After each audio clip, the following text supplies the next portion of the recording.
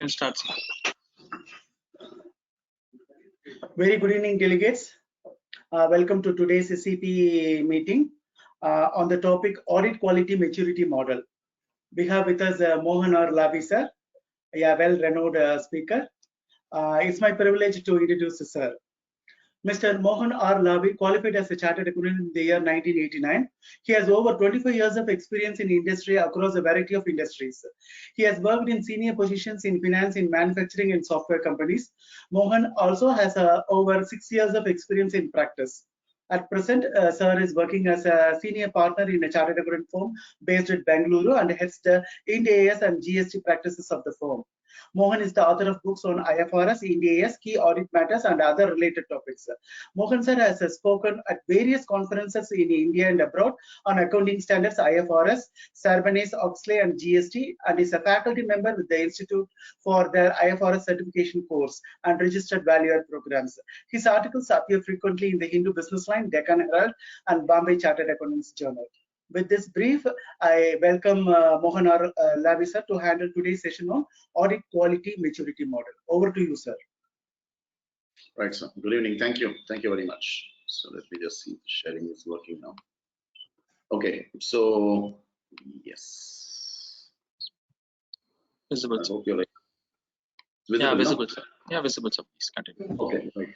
So thank you for that introduction, sir, and good evening to all the participants for this webinar on Audit Quality Maturity Model. I should thank SIRC for inviting me and asking me to speak on this topic.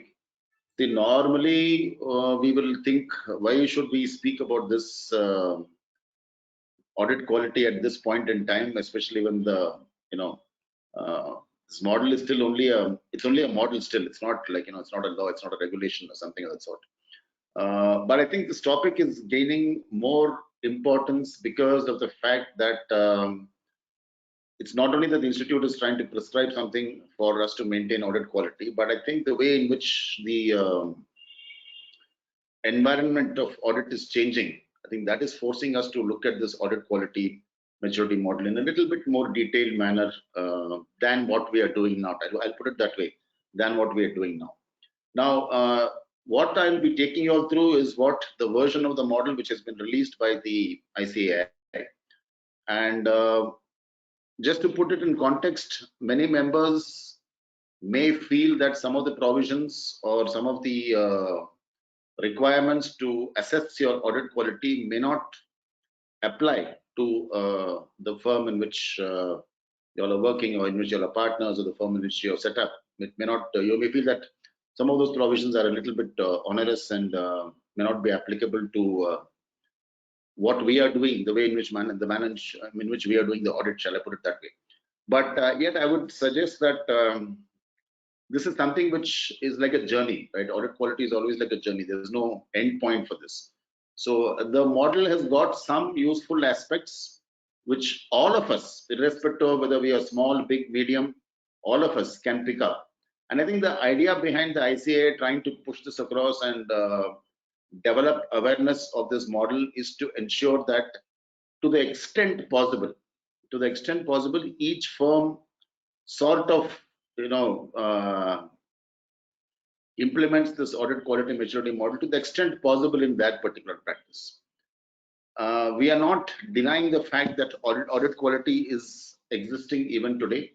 Audit quality is definitely there even today, but I think the way in which the institute is looking at this and also the regulators are looking at this, there's always a scope for improvement. There is always a scope in which we can say that we can improve our audit quality and give a better, I won't say performance, but better audit report or better audit documentation. Whatever those requirements of audit come up for us, I think that we can definitely improve upon. I think that is the basic overall intention behind this AQMM. So I wanted to set the context right, because some of you may feel that this is not applicable to us, we can't do this and all those things. I think so what you should probably think of is that to the extent possible, please apply this. I think I'm going to start with that, putting that as a basis for our discussion today. So why is it this is required? I've already given a brief introduction about what is happening today, but to delve a little bit deeper into this, it appears that the responsibility of the auditors is always being looked at with a little bit more greater detail today than it was, let us say, about 10 years back. We are not blaming anyone for this. We're not blaming the regulators for this. It's just that the environment itself has turned in such a manner that the auditors are being questioned, auditors are being looked at, and auditors' performance is being reviewed. It's not only the regulators. Many people are looking at how the auditors are performing their particular function. So the environment itself is calling for a natural increase in our audit quality. Now, normally what happens in an audit, as all of us are very much clear, very much aware, we come in only after the results or the financial statements are to an extent ready, and we do the audit only when the financial statements are to an extent ready and all that stuff, right? So to an extent possible, we can probably say that we are doing something which is called as a post-mortem. We are not actually at the situation when the transactions occur like a concurrent auditor. Maybe to a certain extent, I also say, internal audit. I mean, internal auditors are a little bit more on the scene than the statutory auditors. I'm talking only about the statutory auditors here because most of those auditing standards would apply to us only when we're doing a statutory audit. So when that is the situation, there is a natural requirement that when the questions are being asked, we should be able to have proper answers. I think it is as simple as that. I will repeat again that nobody is questioning audit quality, saying that it is very bad or it is not in existence and all. But it's always a responsibility of the auditor that when a question is being asked, an appropriate response should be given. And that is why this focus is there on this audit quality. And the response can be in the form of what tasks have been performed, what have not been performed, whether documentation has been maintained, what sort of documentation has been maintained. So I think the environment itself is asking us for a certain improvement in the audit quality. I will repeat the words of the Honorable President of the CA Institute, Debashish Mitraji, who has said this on more than one occasion. Even recently when there was a session in Coimbatore, he did mention this. He said that audit is a very serious business. You can stay away from it if you can't meet the expectation gap. This is something which he has maintained consistently over the last during his tenure as a president. And I am sure that all of us who are present here would agree with this statement, saying that even if we ignore whatever I've told you about the environment and all those things, we would still agree that audit is definitely a very serious business, because we should not forget the fact that we are giving an opinion on the presentation of the financial statements. Many things can go wrong. Many things can go wrong in the financial statements. In an audit of financial statements, many things can go wrong. And thankfully, we have got enough and more space today in the audit report to report on these matters. We've got enough and more space in the audit report. When I'm talking about space, I'm talking about paragraphs. We can give a disqualified, we can give a qualification, we can give a key audit matter, we can make an EOM. There are so many situations wherein we can warrant and putting this into our audit report. Of course, I'm not getting into the CARO part today because that is a separate discussion by itself. So I'll not talk about CARO today, because CARO is more like a question and answer session. So we get a question and we respond to that particular question. But in the main audit report, there I think we've got enough and more space for us to report or to say what we want to say. And again, when we say that audit is a very serious business, again, I think we get back to the question of how good has the audit been? How good has the audit been, or how much of quality has the auditor maintained the audit? I'm just going to, this is a particular reference from a stock exchange filing given by the auditors of this firm called as PTC India Financial Services, wherein they have resigned as the auditor for the quarter ended June 30th, 2022. They have drawn reference to the SQC1, which again talks about audit quality and which is talking about quality control here. And the reason they have given is because of the fact that independent directors have resigned, corporate governance was not proper in this PTC India Financial Services. There is a lot of background to this, but as many participants in this webinar may probably have known by this time, a lot of firms are actually pulling away from audits wherein they do not have the necessary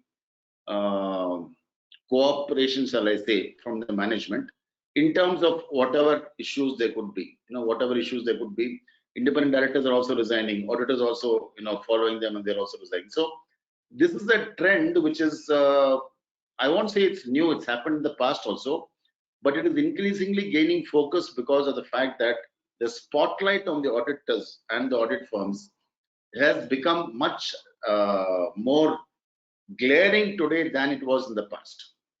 So again, if you go back to the audit quality maturity model and look at what we're going to discuss today, I think SQC1, which all of you are very well aware of, gives you the foundation for an audit quality for any firm. A basic, it gives you a foundation. What should be your minimum requirements of audit quality? SQC1 by itself is a pretty comprehensive document. To add on to the SQC1, we will have this AQMM model, which is a sort of addition to the SQC1 and sort of trying to add on a little bit more of principles which a firm can apply for the purpose of maintaining the audit quality. I may use the term called as defending the audit very frequently in this presentation.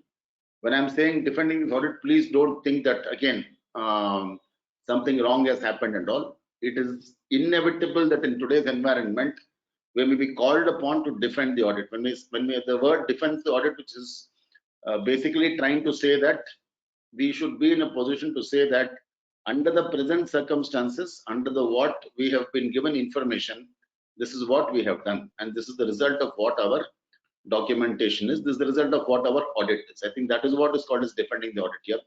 So all these things are forming a sort of a vicious circle. They are forming a sort of a vicious circle.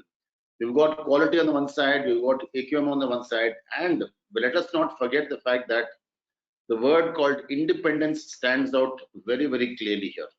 It is supposed to be an independent auditor's report, so the word called as independent stands out very clearly here. So we are supposed to act independent at all times during the course of the audit. This particular case, the auditors resigned because of the fact that there were corporate governance issues in the firm. 3 independent directors have also resigned because of the corporate governance issues. So the auditor has said that he cannot continue as auditor, and this is what he has mentioned to the stock exchange filing, giving the reference to SQC1. The interesting thing about this is that he has not spoken about lack of information. They have not spoken about non-cooperation from the client. They have not spoken about any of these things. They've just said that the criterion for a continuance does not meet the quality control criterion as per the SQC1, therefore we're resigning, which is, though SEBI says that you should specifically mention why you have resigned as an auditor. In this case, he has drawn a reference to SQC1 and said that because of that SQC1 requirements, we are not able to continue as auditors. The AQMM model says that it is a capacity building measure. It is to self-evaluate current levels of maturity and to check whether competencies are good or are lacking. Now, for members who are listening to this webinar, who are in practice, who have been through a peer review situation, who have been through probably some other regulatory questions being asked, let it be the ROC, be it anybody else, be it SEBI in a few cases, in case you have got a listed company among your clients.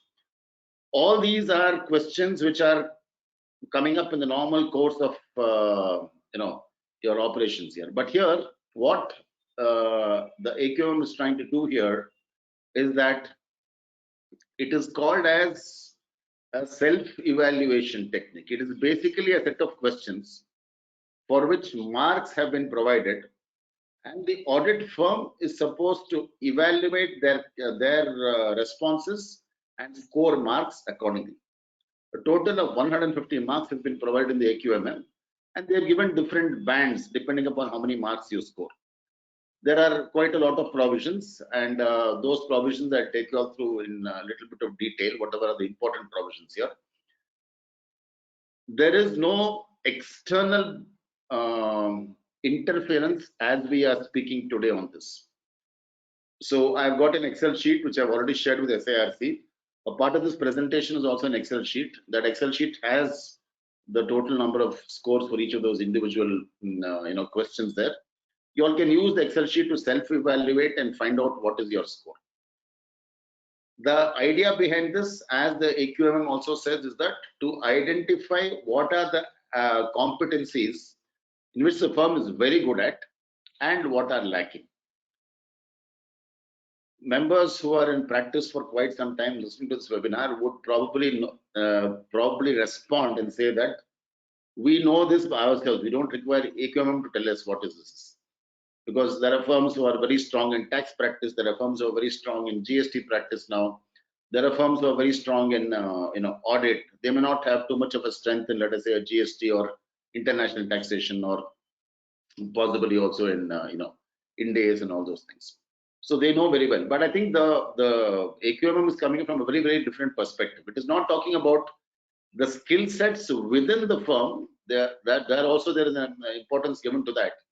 But they are talking about the holistic thing overall. How does the firm coming across overall? Not talking about individual areas. Individual areas, you are very well aware of what is lacking in the firm. We'll probably not get into those areas also. I mean, to give you a good example, not many of us do too much of work on, let us say, international taxation. So if you get across a situation wherein somebody is asking you about international taxation, maybe you'll not be able to do it at all because those skill sets are not there. That is exactly what the AQM also is trying to tell you. If you want to build up a good or give a good audit on quality on international taxation, you have to develop those competencies from the bottom up, and that is what they're trying to say here.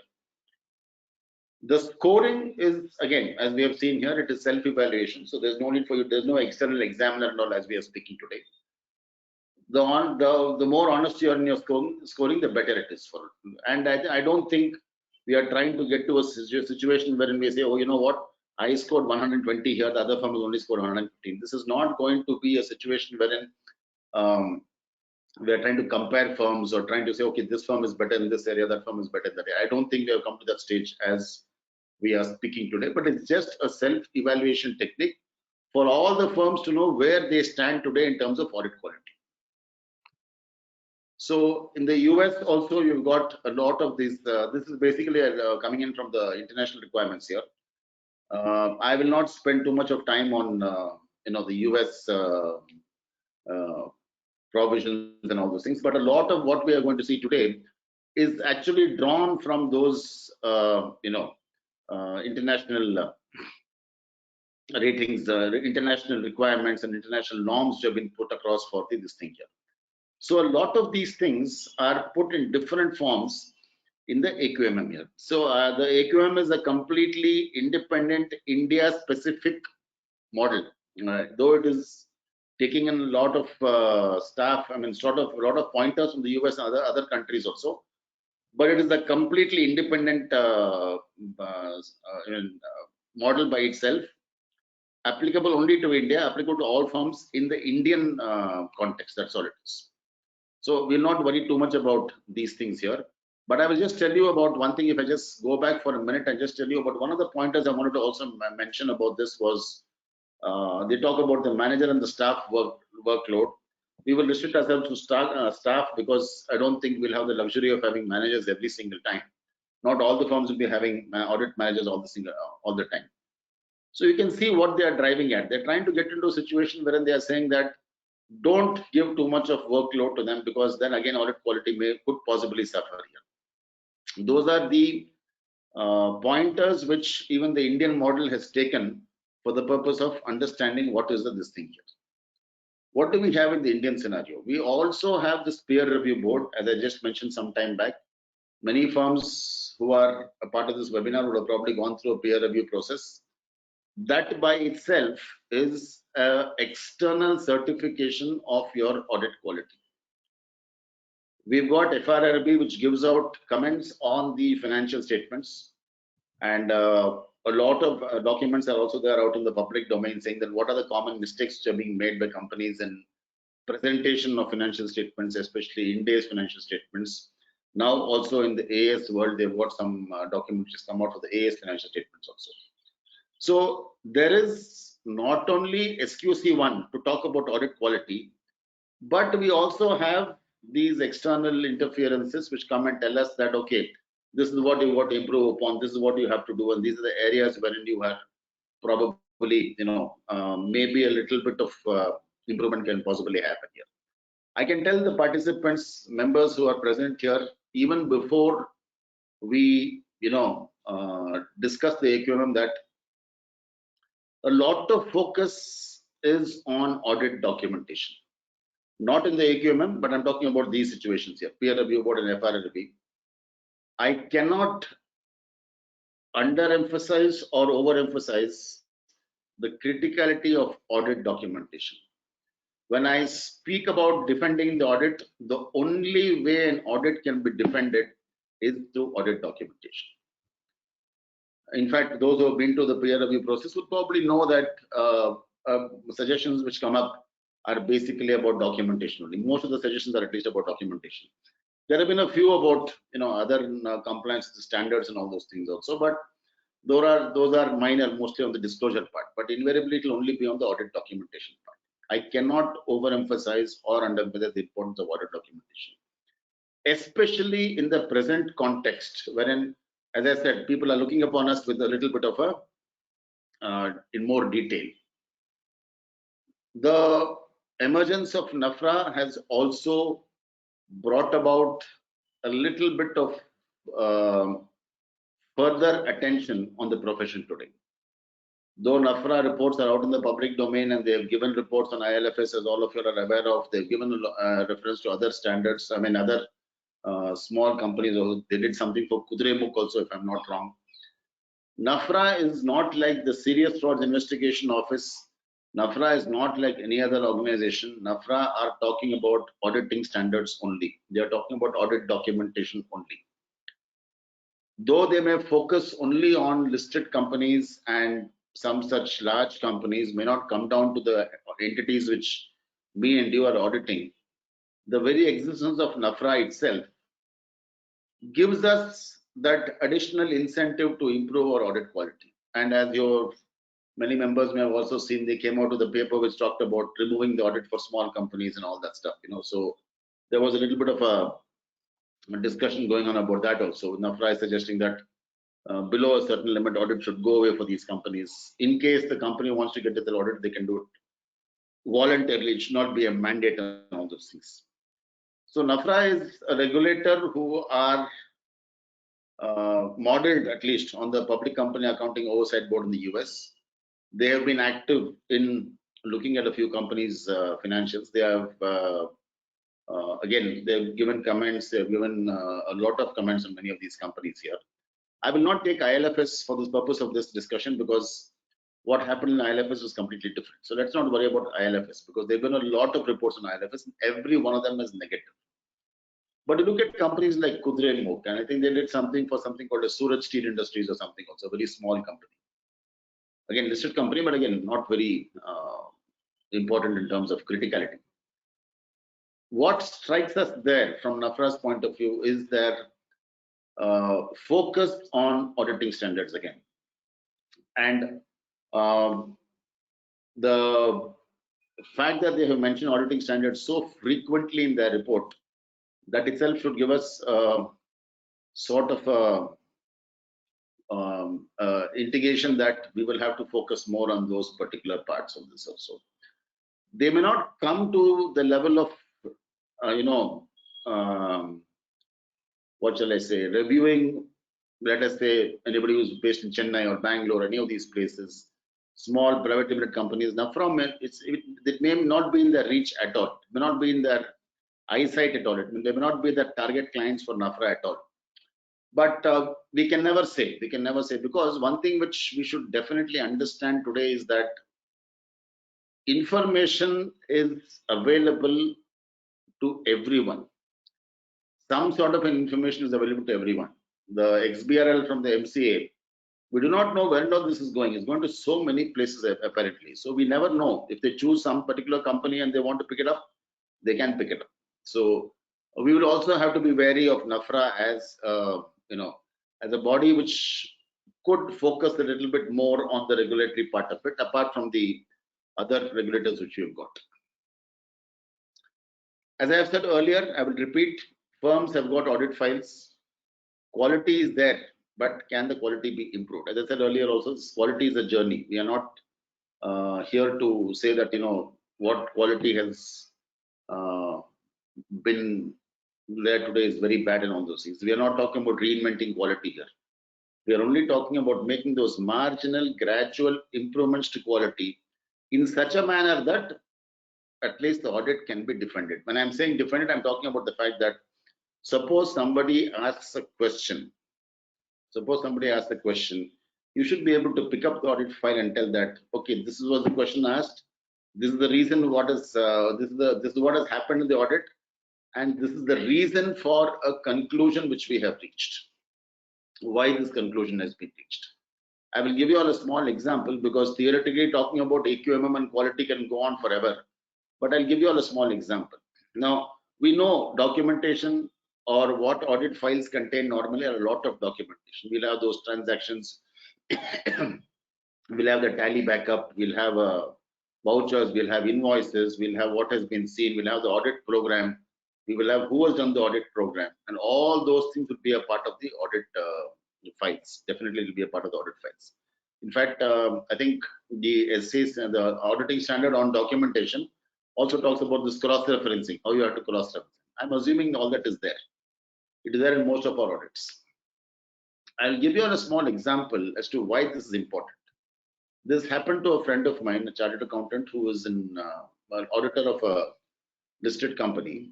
And I think they were also in India, so they had this issue about provision for bad and doubtful debts. They had some ECL model and all those things. And the company had some ECL model, some trade receivable which had to be written off, and apparently the provision was not made for that particular trade receivable. And or that, I think this was again something related to the Divan Housing Group company or whatever it may be. One of those companies where information is out there in the public domain. So apparently the way this sequence went about was that the audit was finalized, provision was not made based on certain factors which the auditor knew. The company also gave them some sort of a reference saying that it is not a DFHL company, it is a subsidiary company. We've got correspondence, we've got documents, we've got confirmations. In fact, some money has also come subsequently. All this was explained in the course of the audit.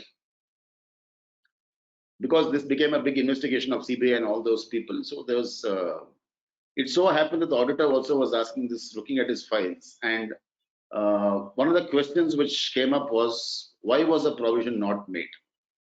For, I think the amount, if I'm not wrong, was about 29 point or 30 crores. We'll take it as 30 crores. The total exposure was about 30 crores of the trade receivable. Now the signing partner, the audit partner, tried a lot to look into the files. He knew there was some opening balance there which was not, paid out and all those things, but he could not find that document in that particular file. And of course, he went and asked the assistants, he asked the article clerks. They also said, I think they have it somewhere here, sir, but it is not there, it's not been filed properly or whatever they were saying. So despite searching for 2 or 3 days, he could not get that document or that email, whatever it could have been, which could have saved him the embarrassment, shall I say, of having to look into the file searching for a documentation. Now, normally what will happen is that all of you all will know that once the audit has come to a certain stage and the points are discussed and certain conclusions reached, whether it should be a key audit matter, whether it should be EOM or whatever. I think one thing which all of you all will agree with me if I say this is that this one document which says that, okay, these were the points which were raised during the audit. These are responses of those charged with governance, and this is what conclusion I have reached. This one document is something which we definitely have to make and keep in our audit file. If it is there, well and good. Please don't think that I'm saying it is not there. If it is there, well and good. If it is not there, I would suggest that for the 31st March 22 audits, all of you all think of making this document. It doesn't take much time, obviously, because you know the issues which are involved. All of you know the issues which are involved. It's only taking about 1 or 2 pages maximum in which we are saying that, okay, this problem is what was raised in the audit. This is what the management is saying, and this is what the auditor is concluding. I will give you another example for this. COVID note is coming as an EOM in many companies. In some companies, it is not coming. In most audit reports, the COVID note saying that the company is expected to realize all the assets and all those things, it was coming as a EOM. If it is continuing as an EOM, fine, no problem. Suppose the management has taken a call that, okay, doesn't matter now, COVID is over. I mean, for all practical purposes, let us say that they've taken a call that the COVID is over. In terms of that business, they're saying that, okay, it's not impacted my business very much. So we want to drop that EOM in the audit report. So they send you a correspondence, they send you a mail, they tell you orally, whatever mode of communication there doesn't really matter, but they inform this to you. In this one document I'm talking about, one single page, which should be at the top of your audit file, you should definitely make it a point to say that, okay, EOM on COVID, what was the management's response and what have you decided as an auditor? I think that is more important. They will say COVID has gone away, no impact on business, as my sales are improving, my assets are running. They will say all those things. But what have you decided as an auditor? I think that is what is something which is very, very important. These marginal documentation is what we will look at as an initial starting point for improving our audit quality. Just a marginal improvement. That's all we think. Is the AQMM mandatory? It is not yet mandatory. The ICAI is going to come out sometime on this. Maybe, I mean, I do not know what is the time frame for this. They were supposed to bring it last year itself, but I think because of the impact of the pandemic, they pushed it by a year. What they have also said that initially it will be recommendatory for 1 year, and I think they'll do a phasing. They'll do a gradual implementation. Like initially it will be applicable to listed companies, and then you can put it for other companies. I think they will have that sort of a sequence for this. So all of a sudden we're not going to be put upon this following this AQMM for us. It is not mandatory, but as I have said at the beginning of this session itself, there is absolutely no harm in making a beginning. There's absolutely no harm in making a beginning. It has not been officially issued. It is not an accounting standard. It is not a law. It is not a guidance note. It is, please remember that this is only a model. It is nothing but a model which we are encouraging. ICAI is encouraging firms to embrace this model in such a manner that they are able to show a certain marked improvement in the audit quality. That's all it is. So it may come in at some point of time later on. I'm not saying it's going to just remain a guidance, I mean, a option right now, but it may probably be started off in a gradual manner. Listed companies, 100%. There's no, there will be level 1 in the sequence of those companies of the ICAI. So listed companies, I don't think we should even think of asking for any concessions here, because the eyes of many regulators, not only the ICAI, but many regulators are there on listed companies. But for the other entities in which we are auditing, it could be a non-listed company, it could be a private limited company. There could be those initial or a few of these provisions can probably be applied here. Okay. They are talking about the fact that this is what will happen there. Initially, it will happen to listed entities in the version, banks other than cooperative banks, insurance companies, firms doing only branch audits are not covered here. So as I said, it will probably start off here and then it will go on to other companies also.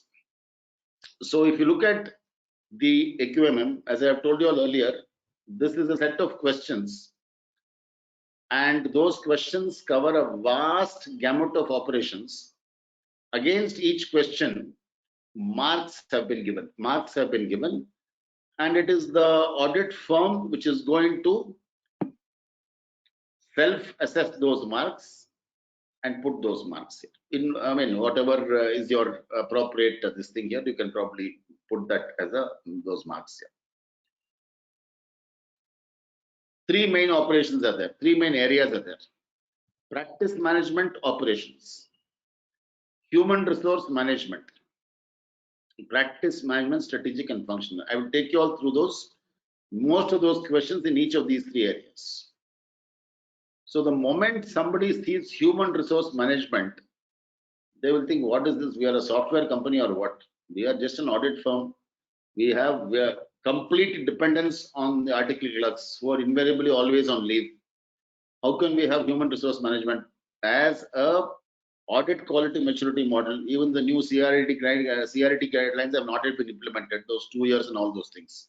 What do we do for all these situations? I will completely also buy that argument, because the dependence on article clerks, especially now where article clerks don't seem to be there available or not coming for whatever reason it is, that is definitely a concern. There's no doubt about it at all. But I think if you look at the way in which the AQM is trying to position the audit quality, I think the message we should take across is that any audit is as good as the people who are doing that audit. I'm not talking about the partners here. Partners are definitely qualified, professional. They're doing it. They know the company for a long time. But I'm talking about the lower level down. We all, as I said earlier also, most of our firms will not be able to afford an audit manager for every audit. We are depending on article clerks. There's no doubt about it all. We probably may have a few paid assistants in a few cases. But apart from that, so don't get put off by these things on human resource management and all those things. But there are a couple of things in the HR criteria which we can definitely implement. They are not talking about having one person only for each audit, rotate the staff frequently. All those things are not there. They are coming in only from the point of view of how to improve the quality there. Out of those 150 marks I told you all, thankfully, a majority of the marks only for practice management operation. Certain amount of marks all of us will lose because of human resources management. There's no doubt about it. But let it go. This is not a match to be won by us. It does not really matter. But we will try to implement and get as many marks as possible in HR also. The strategic and functional part does not have too many provisions. I mean, all of us are actually meeting those provisions already. So I will take you all into those individual areas now, and I'll take a quick look into those questions, and we will try to. I would have probably, time permitting, you could have done a quick appraisal of the firm itself in the Excel sheet, but time may not permit us to do that right now. But the Excel sheet is available in the presentation, which is with the SIRC. Please pick it up and try to self-assess this. As I said, there is nothing, what you can say, pass, fail, rank, nothing of the sort is required. The first part is broken into many areas again. Practice management operations broken into many areas. They're talking about what are the practice areas of the firm. What are the workflow practice manuals? What are the QR manuals you have got or audit tools you have got? Quality control for engagements, benchmarking of service delivery, client sensitization, technology adoption, revenue budget and pricing, performance evaluation. I'll come to the main areas of this very, very clearly. Human resources, these are the main areas. Resource planning and monitoring, employee training and development, resources turnover and compensation management, qualification skill set of employees. I would urge all of you to only look at the second part of this bullet on human resources. Don't worry about the remaining parts. Allocation we anyhow do. Monitoring we have to do, we have no choice. But I would think that the takeaway from the AQMM for all of you all should be, in terms of HR, should definitely be on employee training and development. Again, this is something which all of you all may probably be doing and are doing it on a regular basis. I've seen many CA firms having a lot of internal, training programs, internal sessions talking about all these various aspects of the law which is coming now, which is extremely important. And if that is happening, please continue it, no problem at all. If it is not happening, please commence it. I think that is the message we're going to take from this human resources. I will not talk about compensation management and qualification skill set of employees, because once the training is over, we are assuming that a certain skill set is already available with these particular employees. I mean, once the skill set is there, we are assuming that it's definitely, once the training is done, we are assuming that the skill set is going to be there. And on the practice management, the third bullet point, infrastructure, physical and others, practice credentials, and those are the main things here. Okay, now I will take you all through these. These are the questions and answers here. I will not be able to do all the questions and all the answers because of lack of time, but we will discuss the main parts only here. And unfortunately, I think I will come to that portion when it does appear on the screen. In a few cases, there is also negative marking. I think that ICAI should remove. They should not have negative marking because we are just coming into the, we don't even, we are not even commenced the model. So I think negative should go away, but we will come to that. You look at the first point, revenue from audit and assurance services is the area. What is the metric? 50 to 75% or greater than 75%. If the audit or the revenue of the firm, 50 to 75% of the revenue was from audit and assurance services, you get 1 point. If it is more than 775%, you get 2 points. Please remember, the total amount of points you have to score is 150. Sorry, on which you will be scoring is 150. Out of which this is what you got here. 1 point for minimum revenue of 50%, and more than 75%, you get 2 points here.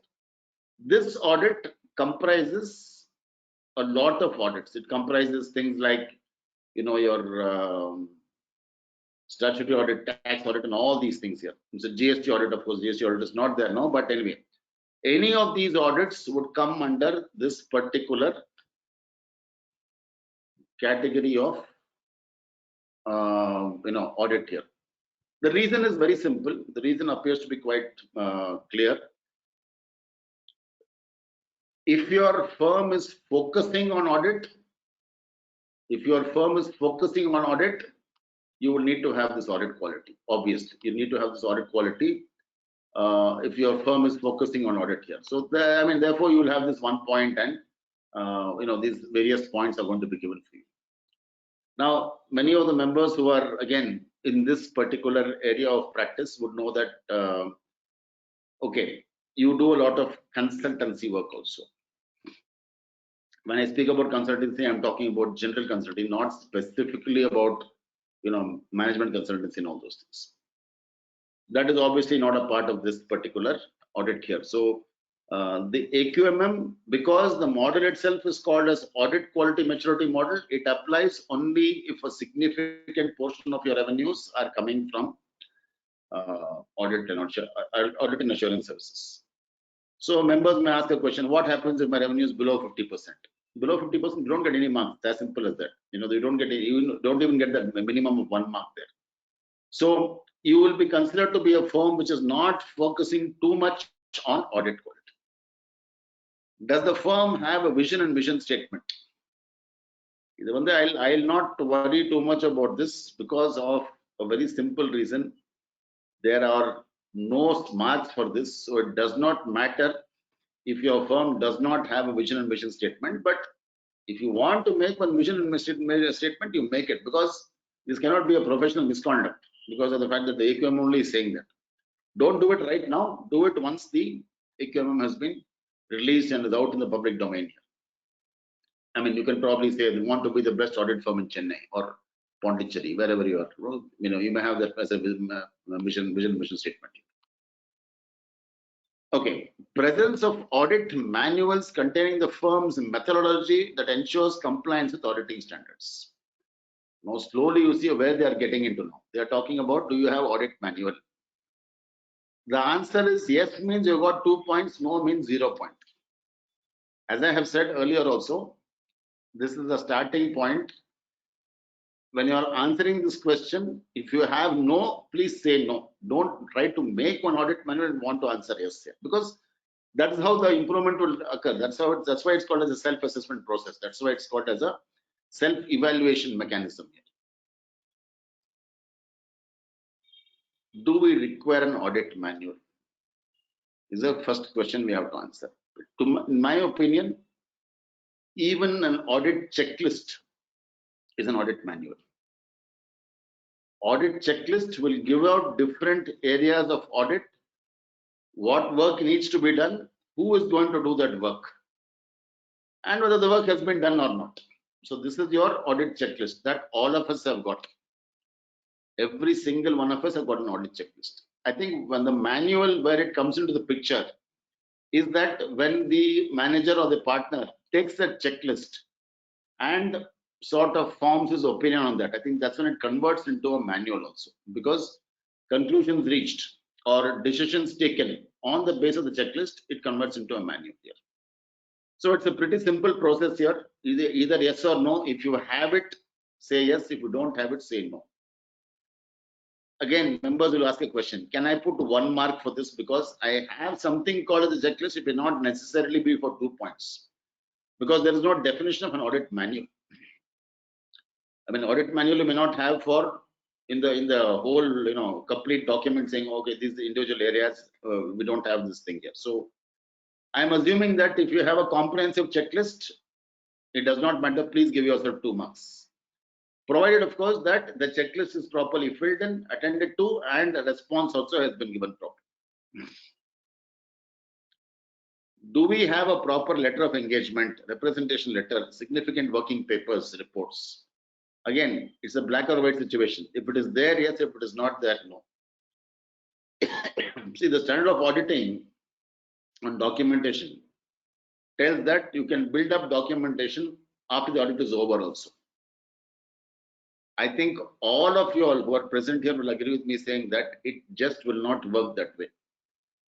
The standard of auditing actually says 90 days. 90 days is too much if you ask me.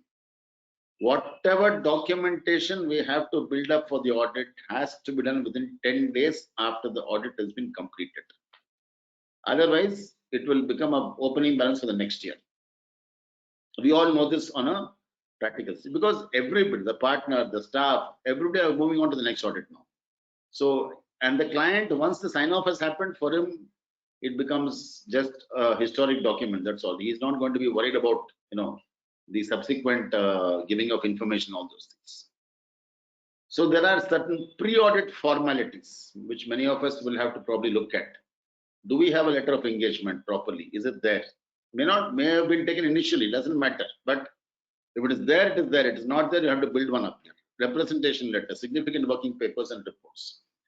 Many people have also included MRL into this particular document. MRL is a very good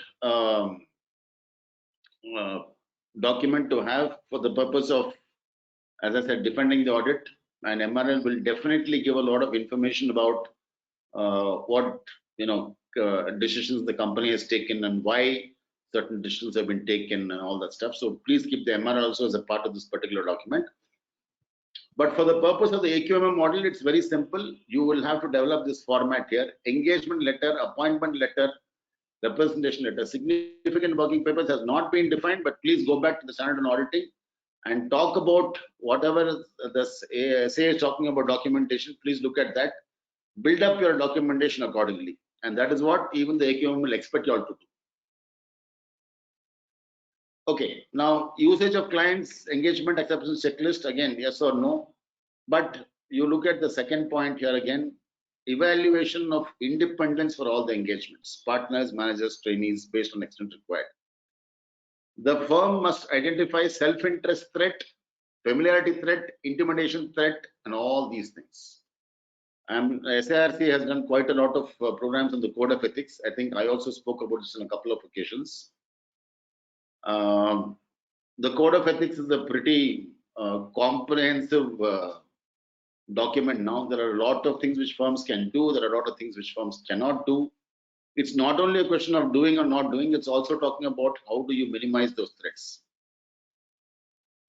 We should accept the fact that none of these threats we're talking about here can be eliminated. They can only be minimized. That's why I said, there's always a link between this code of ethics and the AQMM also. Now, the ground reality for all of us is that the most singular threat we have got, if you ask me at all, of using the word called as threat, is a threat of familiarity. A large firm, medium firm, small firm, big city, small city, does not really matter, because the threat of familiarity always is upon us, and the threat of familiarity is what can possibly come in the way of being truly independent. threat of familiarity means that the client says he knows you very, very well. You are also saying you know the client very, very well. We have been the auditor for the last 7 years, 8 years. Assuming that rotation has also, the 10-year appointment has also come in here. You've been the auditor for so many years, you know the client very well.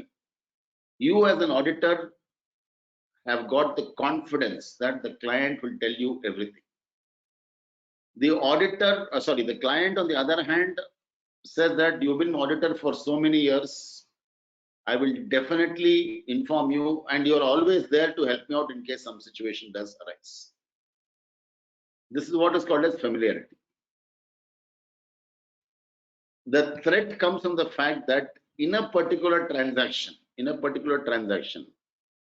suppose there is something which has to be reported, or I will put it in a different way. As I say, for example, impairment. Let us say impairment has to be done.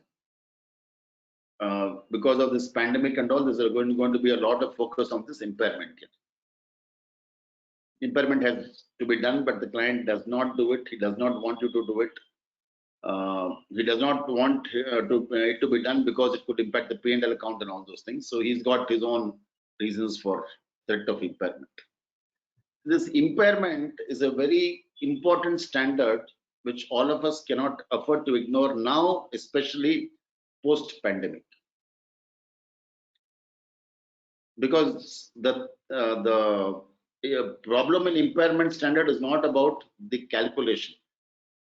Calculation you can all do in Excel and give it off. Impairment is not a calculation requirement.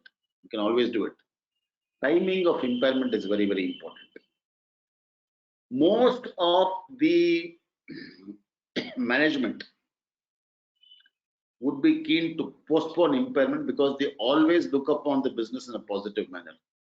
They will always say, okay, something is going to improve. But as an auditor, we will feel that we will provide for impairment, and if apart from goodwill, if there is any other changes, we can always reverse the impairment losses. This clash is always going to be there. The threat of familiarity means what? The client is saying that I know the auditor very, very well. It does not really matter. We will not tell him about impairment, or we'll tell him and ask him to wait and not do anything about it. We'll always do this next year, and he's definitely going to say yes to me.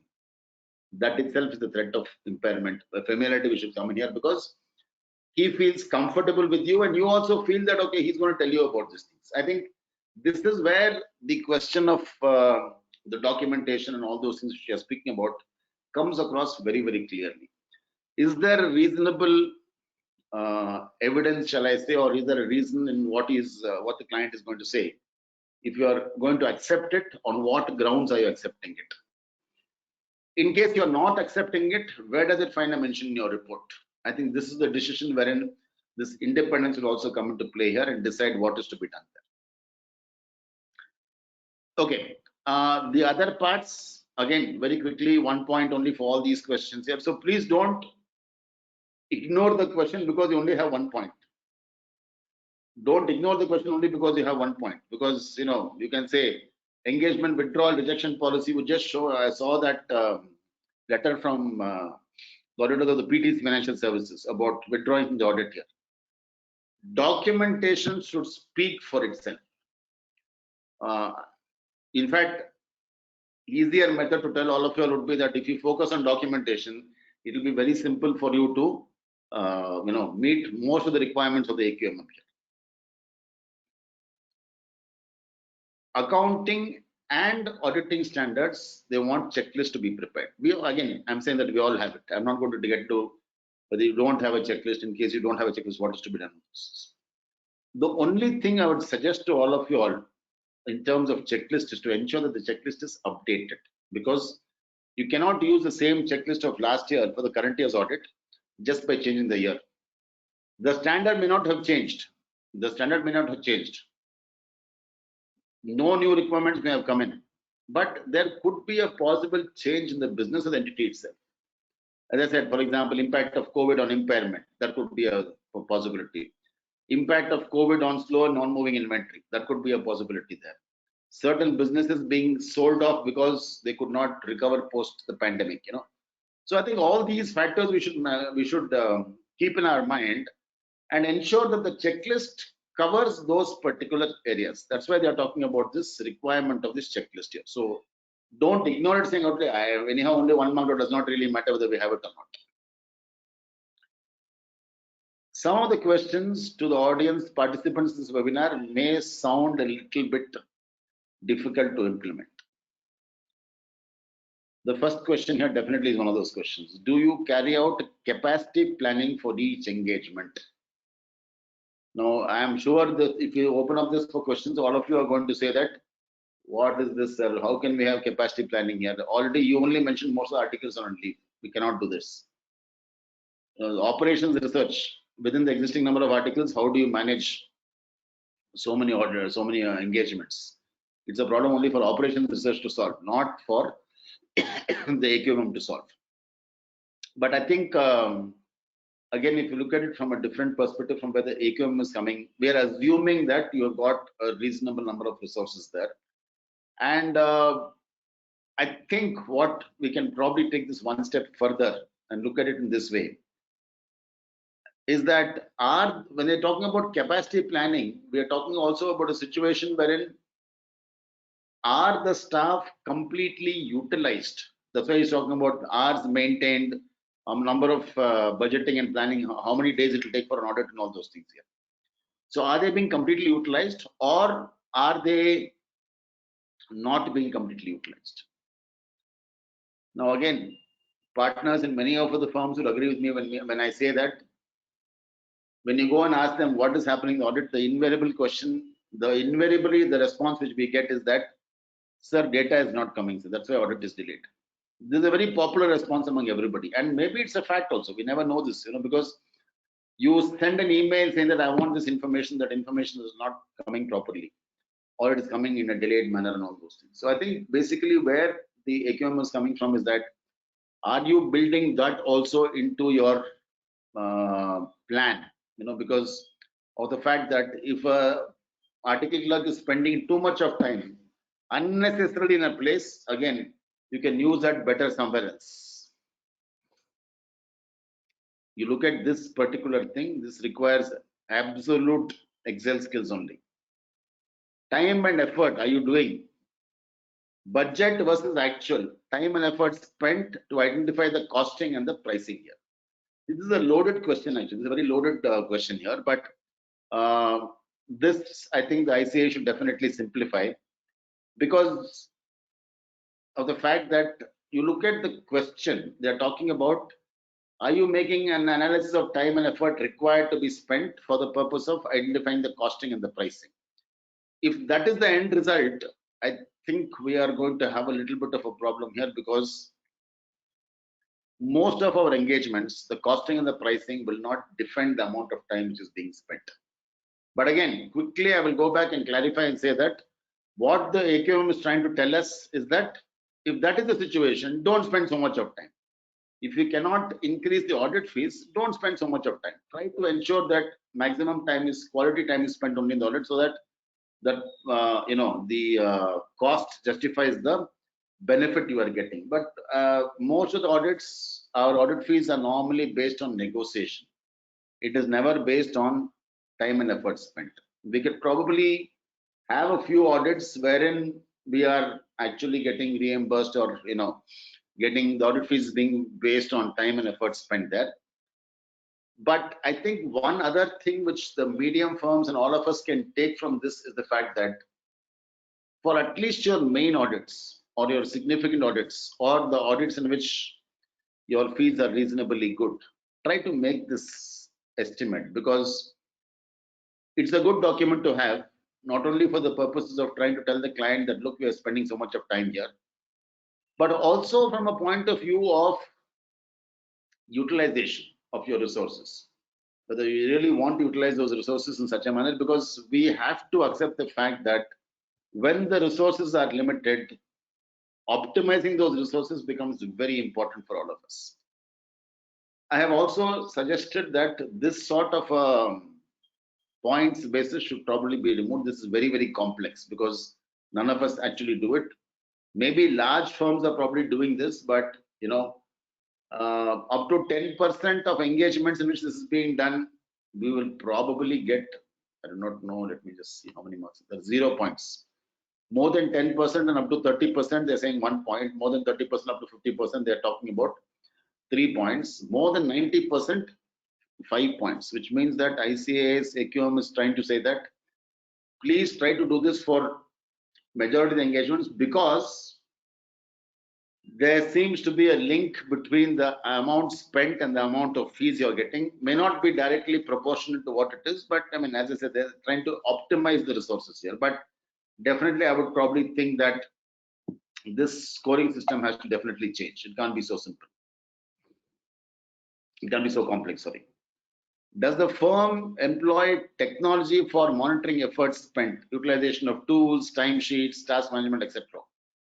The digital competency maturity model may be used. Again, the answer is yes or no. Do you have yes or no? I think there's also another section in which they're talking about technology. And I'm sure that again, the SIRC has done a lot of programs on technology. This is something which I think all of us will have to embrace without any hesitation.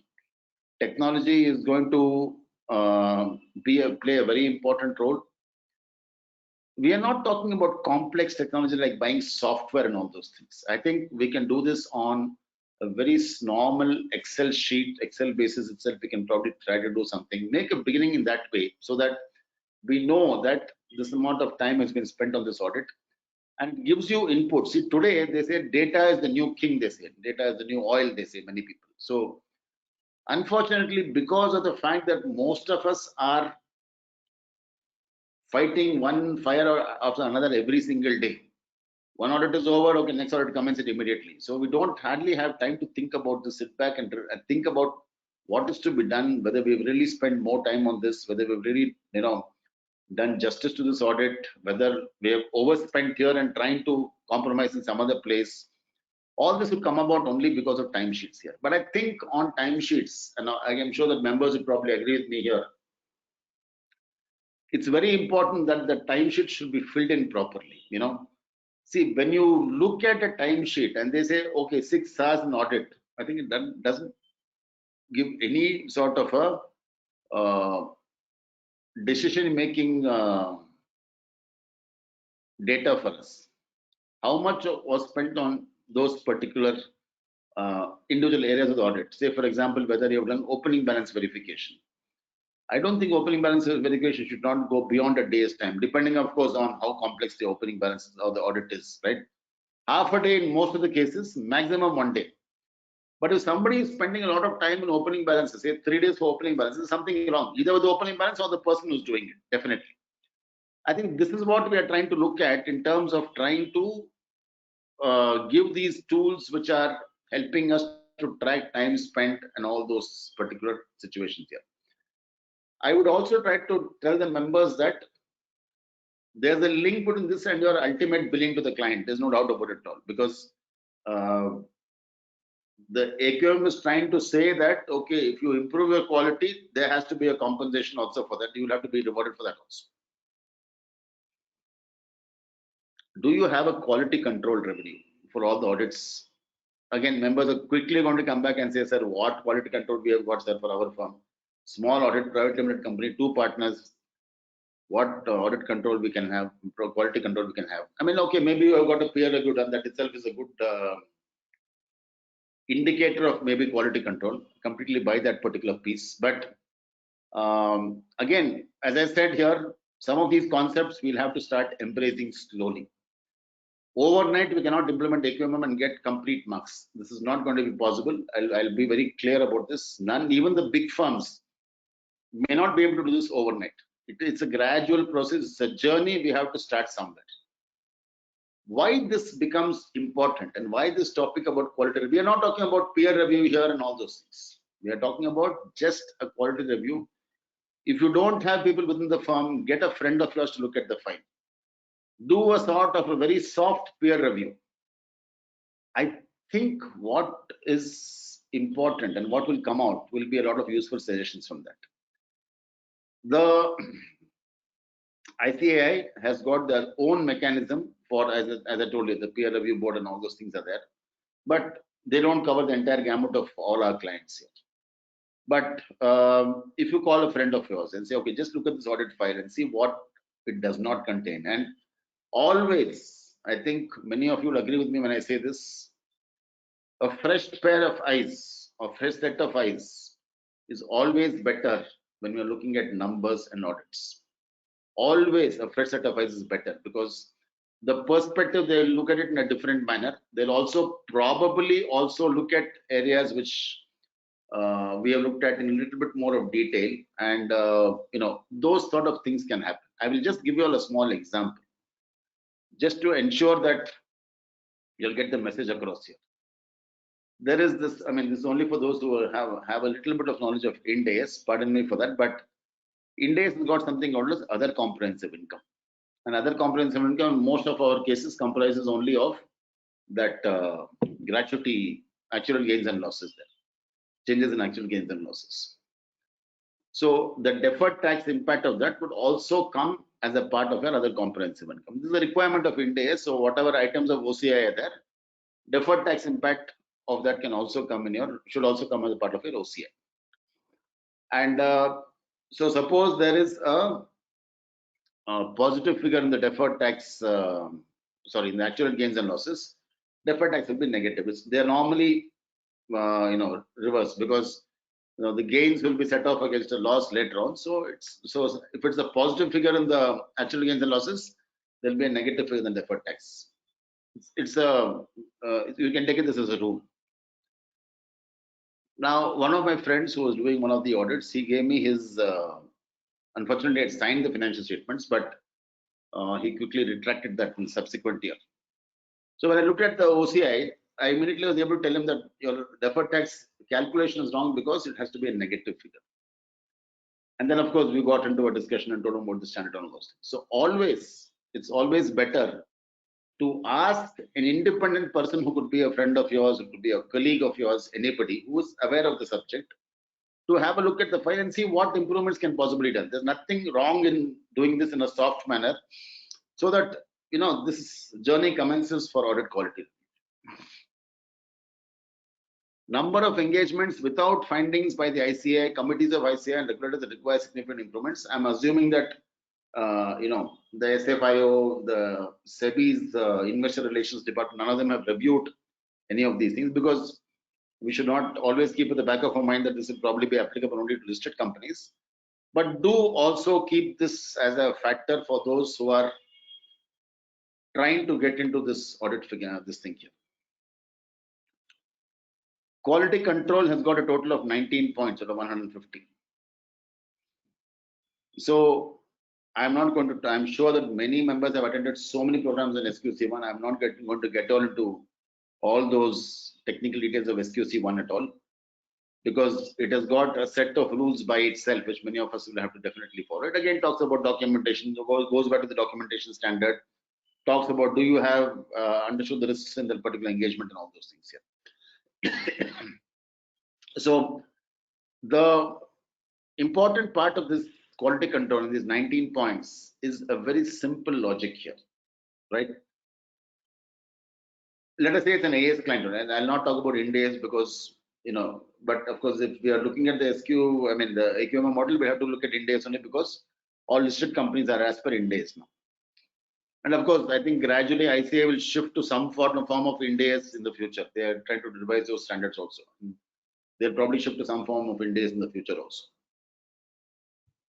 If it is an Ind AS audit, I think it's very important that somebody in the firm should have knowledge of Ind AS. And it could be probably attending the certification course of ICAI, done some classes of Ind AS or something of that sort.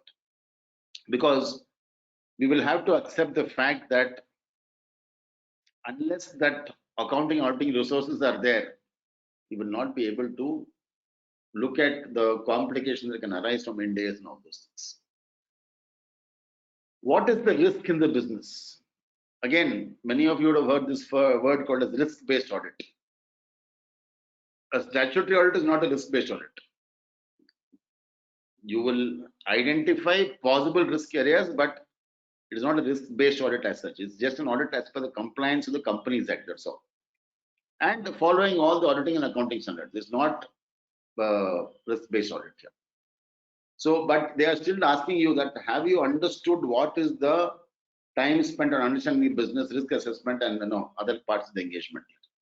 Now, many of you would have probably been a part of bank audits. We all know what is the biggest risk in a bank audit, even if it's a branch audit. There'll be only two areas in the branch which are very, very important. One is the non-performing asset, the second is the treasury function.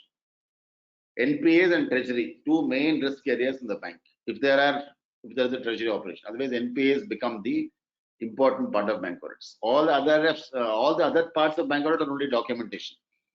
Your LFAR and all those things are only documentation. It all leads to the fact that the riskiest part of the bank audit is only your NPAs. How much of time have you understood on, have you spent on the NPAs?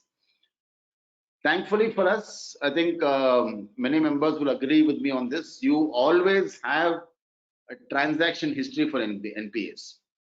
When I say transaction history, I mean that yes, you've got last year's audit report, you've got the internal audit report, you've got a concurrent audit report, you may have an RBI audit report. There is data in front of you for an NPA. So you all know enough and more about that particular asset to take a judgmental call on whether it's risky or not, or whether provision has been made is adequate or not. You have a valuation report, you may have other situations there also. But I think what is probably important from the AQMM point of view is that suppose there is a NPA which has arisen during the course of the year, or when we don't have so much of a background material or don't have so much of a history on this, what is to be done in that particular case? I think this is where the knowledge of those technical things would probably come in and help you. Does the firm evaluate and benchmark delivery by monitoring closed on time, before time, due date? Service delivery benchmarking. Very complex word to understand and implement also. Now, what they are trying to tell us is that all this is only 2 marks, of course. I'm not giving the number of marks here, but you'll see this in the Excel sheet, which I shall show you in the end. They are trying to say that benchmark your service delivery, which means that how many returns have you filed before the due date? 0. All of us, we know the answer is going to be 0 for this. Or let us say minimal. I'll not say 0. Why should I, assume on behalf of people who are filing the returns on time? But we all know how this works. This works in a manner in which if 31st of July is the last date, the majority of our returns will be filed only on 31st of July. We are not blaming the client here. We are not blaming the auditor also here. We are not blaming the portal also here. It is just become a habit for us. And there's nothing wrong in that also. If you ask me, there's absolutely nothing wrong in that also. But this AQM is trying to give us 2 marks if we have filed it before time. Do we require those 2 marks? I will leave it to you all to decide whether you require those 2 marks or not. But I think what is important for us to understand is the next question. Okay, you have filed on the last date. How many have been reworked because of filing errors, information insufficiency, wrong interpretation of provisions, or etc.? I think if you link both these bullet point number 2 and bullet point number 3, you all will get an idea about what the AQM is talking about here. So you have filed on the last date. Has it been a quality filing, which means that did you have to file a revised return? GST I will not get into, because GST by itself is not a quality benchmark for us. So the law is based in such a manner today that we cannot benchmark any firm against for a GST filing or a non-filing. So I'll leave GST out of this particular discussion here. But IT filing, okay, 31st July returns you filed on 31st of July. How many have you had to file a revised return? Please read these 2 questions together and not in silos, because we are going to file on the last day. We know that very, very well. But was the filing as per quality, which means that did you have all the information? Was it a forced filing for the purpose of meeting the deadline? All these questions will come into play. Service delivery benchmarking also talks about client disputes. Review of frequency of backlog, engagement which has been agreed upon, but most importantly, you agreed upon it and not commence that particular engagement. All these things become a part of your quality. You're told the client will start tomorrow, but you're not able to start tomorrow. Have you gone back to him and told him a revised date? The AQMM model is not given us full details about what this dispute actually means. I'm assuming that a dispute would mean that there is a proper dispute, not on technical matters, but about the audit as such. It could be because of a past transaction or whatever it may be, right? What also is important and comes out very clearly is that how has the dispute been sorted? How has it been settled? I think that becomes a very important part for us to discuss about, because has the dispute been amicably resolved? Most of the disputes actually are amicably resolved, so we don't have an issue as far as that is concerned. But the AQM is trying to tell us that, look, if you have got a dispute, that means somewhere your quality has gone wrong somewhere. You have to go back and look at what that area was and why the quality was not good there, or why it was changed there. This is where I have told you earlier that we've got a problem with the model here, because the number of statutory engagements reworked, number of client disputes, they've given us negative scoring. This, according to me, should definitely not be there, because what if it's the mistake of the client? What if it is because the portal was, having a problem, as all of us have experienced this? There are certain factors which are not in the control of the auditor, and why should we get negative marks for that? So I would quickly pass this slide across, and definitely when this comes out, we have to make a recommendation to the ICAI saying that, where they're coming from. They're coming from the fact that if there is a refiling, that means quality has not been up to the mark. But they have not gone to the source of that particular quality or the lack of quality. So they have not gone to the source of that particular thing here. So I think that this negative scoring is not a good thing to happen in this Aqm model. Right now, it should not, you should just give us 0 marks. Does not really matter. If really there's been a client dispute, if really there's been a negative filing, and I'm assuming that, rework means, especially Ind AS means you're talking about refiling and prior period and all those things. So we have to worry about all those factors more importantly. Clearly, they want to penalize us for not meeting up the requirements of quality here, which is perfectly understandable. I'm not saying no on that, but I would still suggest that don't give us any marks. Try not to give us negative marks. I think that is the this thing here. So client disputes, you can see here, very, very complex method of scoring has been given here. Okay. Technology is a topic which we have already discussed a bit about, and many of you have probably also embraced technology to a large extent, which is very, very good. As I've told you earlier also, and I will repeat that this is something we can't do with, we can not ignore at all.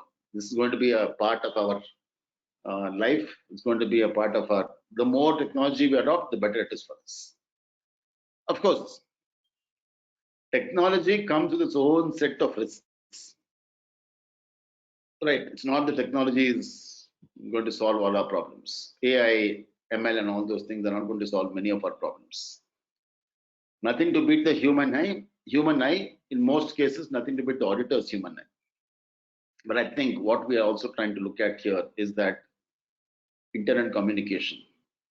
Are you using emails effectively? After the Information Technology Act has come into play, email has become a documentary evidence by itself. Are you using the emails effectively? Have you responded to all the clients? Has the client responded to all your emails? Has he given that particular data which was required there, right? And they're of course talking about digital restoring of records and all the digital library and all those things also. But I think what they're also talking about here is client interaction, how the client interaction has happened here. Do you only use licensed operating systems? You know where they're getting at, right? Do you use official versions of Microsoft Access, Microsoft Office, Tally? Do you have the multi user versions and all those things? Email ID, email usage policies, also very, very clearly they're trying to focus on technology as a important part of this audit quality. A very interesting thing on email IDs, because invariably all of us have got used to Gmail. Everybody has got a Gmail, especially articles who come into the office, they always have a Gmail ID, which invariably is their name and date of birth or something of the sort. The AQMM in a previous document, in a previous avatar, the DCMM also spoke about this, said that to the extent possible, please use official IDs only. This is a very interesting suggestion which has come about, because they don't want, they're not saying that you should not use Gmail IDs, but they say, for example, you can give one email ID like audit or audit 1, audit 2 at your firm's name, and use that as the email ID for everybody to use, auditors, all the staff to use.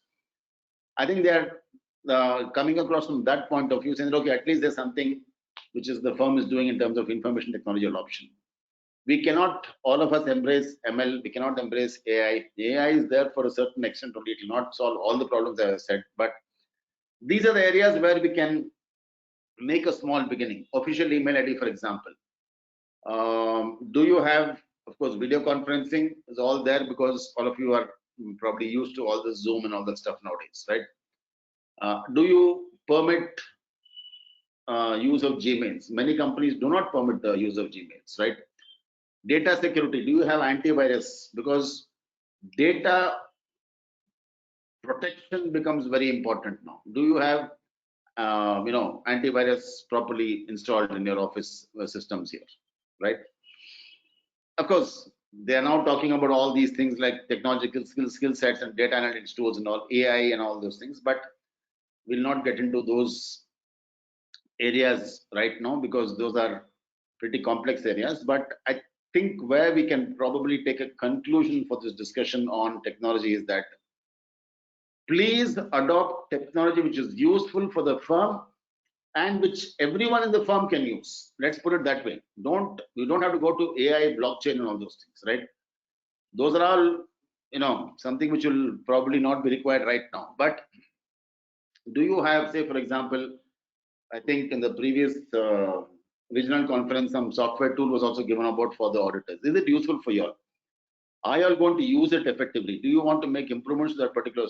I think this is where the quality control questionnaire comes up about. And see, technology is one area which is ever green. It will keep on improving. Tomorrow, for all you know, there may be one blockchain which will come up, which will be a beautiful resource for doing audit also. Blockchain technology may probably come in and sort of reinvent the way in which audit is being done also, because see, basically blockchain is something like a data storage mechanism, wherein it's like a transaction based situation, wherein you can always sorry, the transaction cannot be erased. That's exactly what we want in case we want to have a documentation warehouse or storehouse, as you may call it. But I'm talking with only a limited knowledge of all these things. What I'm going to suggest to all of you all is that to the extent possible, you use whatever technologies, because we cannot live without it. For example, Excel, I can tell you all very clearly, something which all of us require. And I believe that Excel by itself has got so many tools.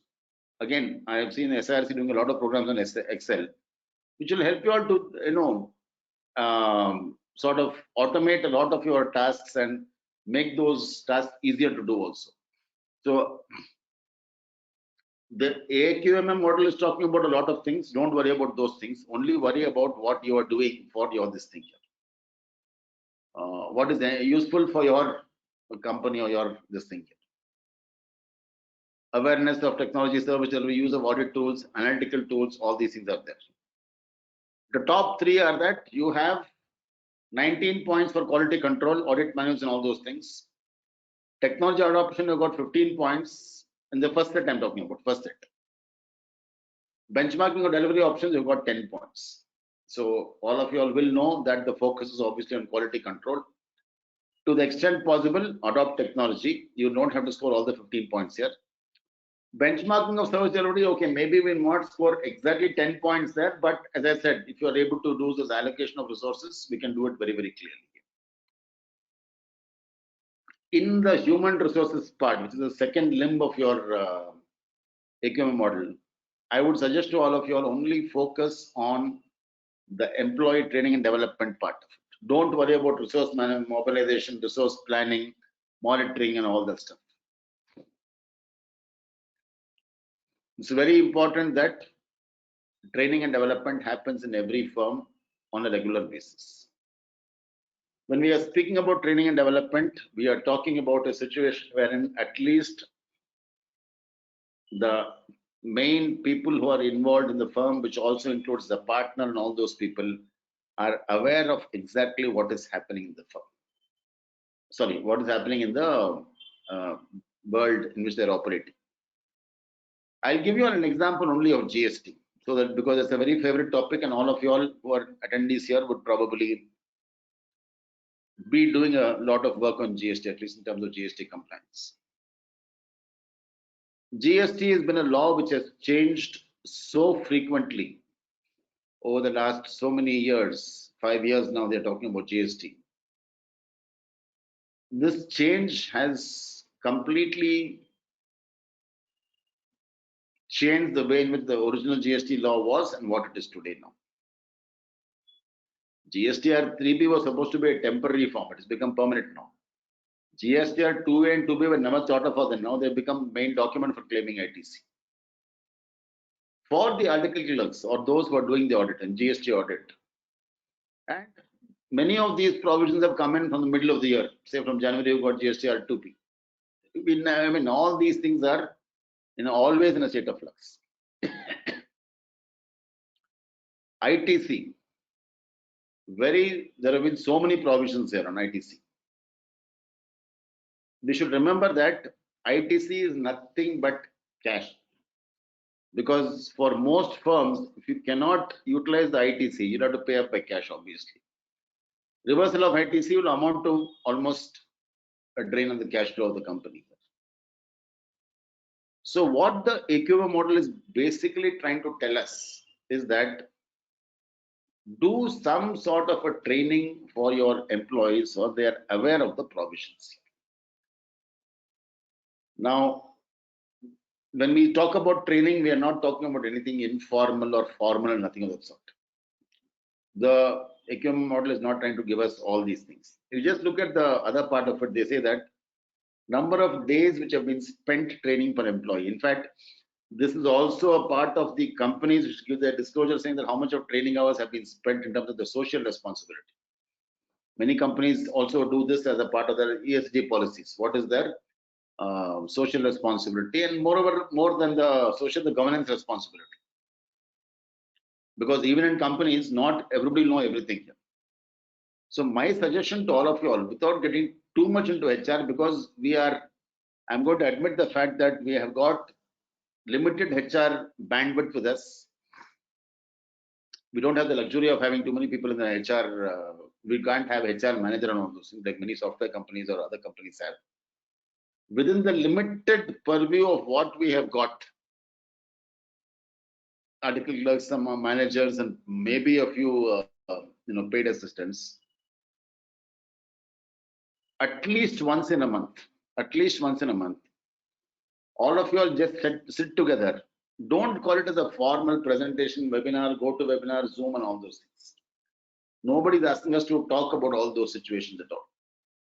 Just sit together and discuss, let us say, what have been the recommendations of the GST Council recently. Any amendment to accounting standards has come in.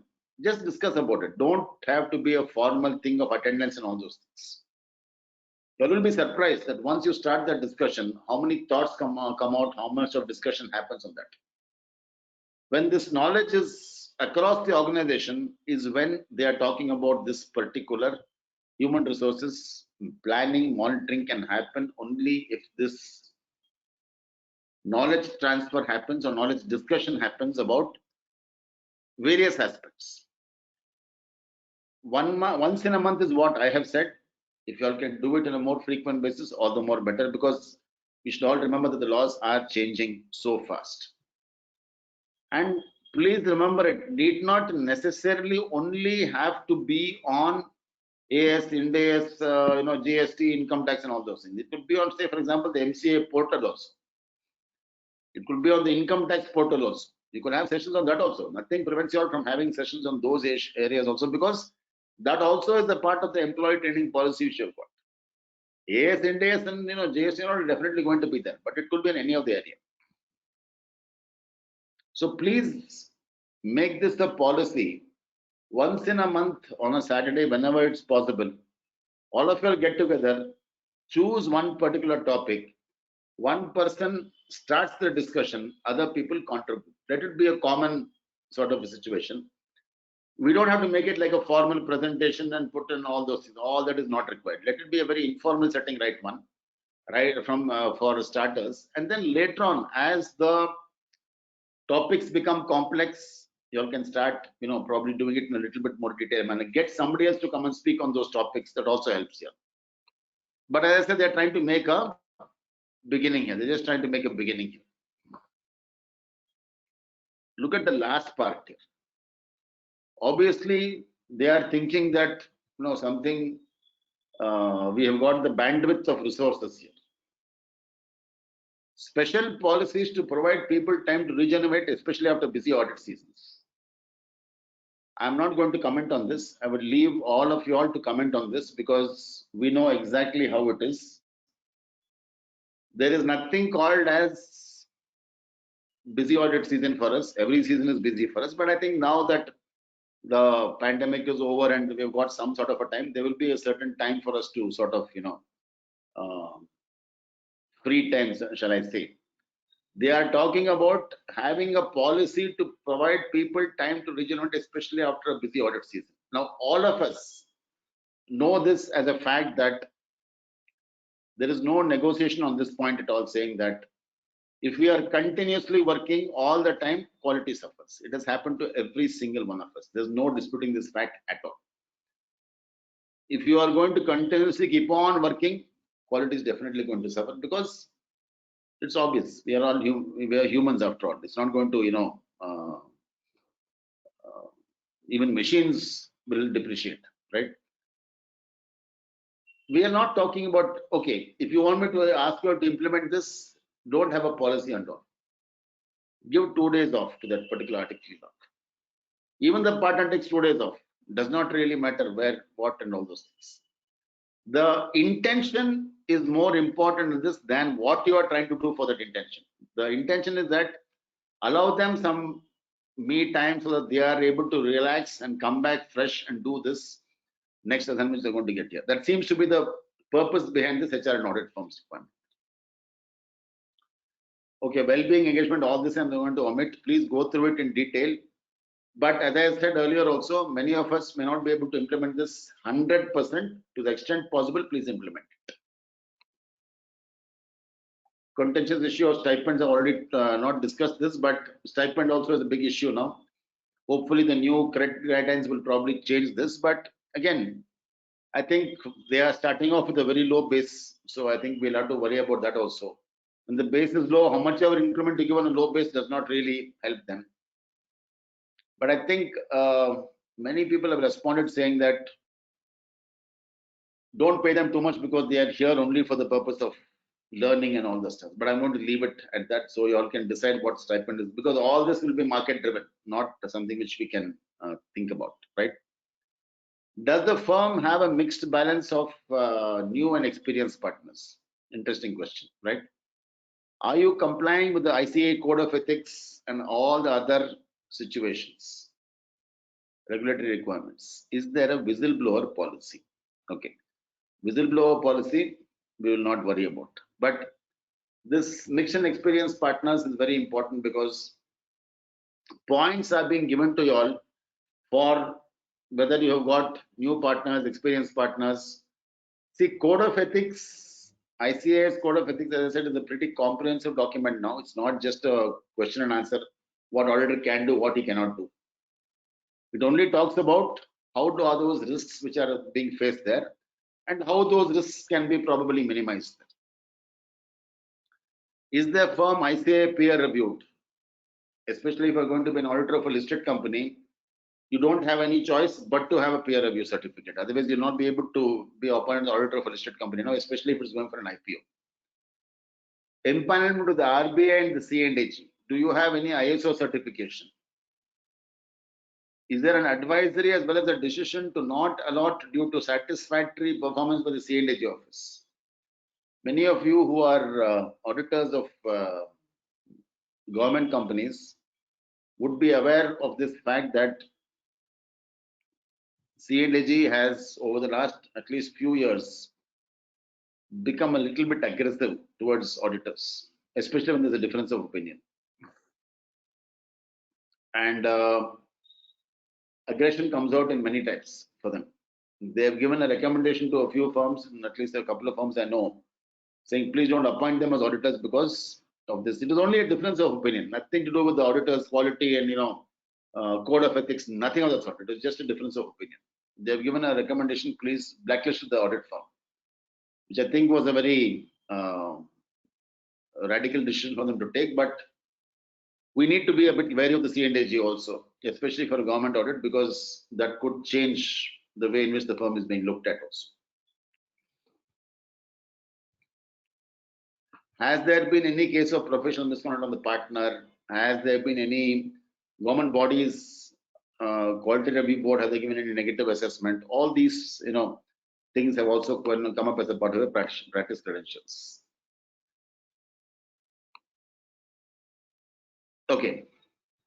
They have also given us this thing saying that adherence to minimum scale of fees of the ICAI, scoring based on yes or no. If the answer is yes, they are saying you give you 1 point, otherwise they are not going to give any point. But I am not going to respond to this question because all of us know the practical situation on the ground. Whether we are charging as per the ICAI's recommended score of fees or not is a question which, again, individual firms will also have to answer here. But I don't think we will be able to say boldly yes to this, because we know that ultimately the fees is only a negotiation between the auditor and the client here. That being the case, whether those are as per the scale of fees by the ICAI, this is something which we'll have to definitely individually respond to. There cannot be a yes or no answer for this, but what we are trying to also push across to all of you all is the fact that there is a scoring based for this also. There's a scoring for this also. So I think that is what we have to worry about here. So all the 3 sections, this is how the scorecard looks like. 80 points for the first thing, which is practice management. For HR, it is 50 points. For the strategic management practice, it is 20 points. We get a total of 150 points here. And as all of you have probably seen during the course of this presentation, the focus is obviously on the practice management.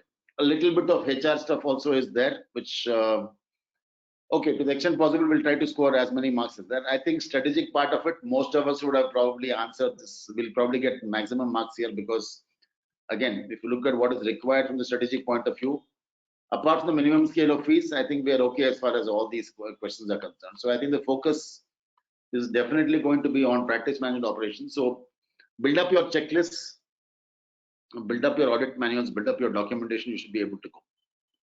What is the rating? This is the most important part of the AQMM. Up to 30% in each section. They are trying to assess us based on each section now. Up to 30% in each section, they, it says that very, very nascent. Up to 30 to 60% in each section, they are saying they have made some progress. Above 60% in each section, they are saying that significant adoption, but still you have a chance to improve further. This is what they're trying to say here. 30%, 30 to 60%, above 60%. Each section, please remember that each section becomes very, very important. I am assuming that in the practice management operation, the first part, all those audit manuals, technology and all that stuff, I think most of us will get probably 50%. Without any hard work, without any, trying to reinvent anything, reinvent the wheel, so to speak, I'm sure we'll get 50%. HR, I think we'll all fall in the first category, only 30%. I'm being very, very honest. I mean, other firms can probably have a different point of view, but I'm being very thinking about what probably would apply to most of us. Practice management, I think all of us will get 60%. So you can see that in each of these 3 areas, we are falling into a different slot here, which gives us an idea saying that if we want to move to 60% in HR, we should follow all what is going to be there. Some of it may be practicable, some of it may not be practicable. If you want to go to 60% in practice management operation, you should do a few of those things: technology, audit manuals, independence requirements, all those things here. So I think the model is coming out with a sort of that's why they're not saying total, they're saying each section. Each section only they're talking about. It's a section based this thing here. Okay.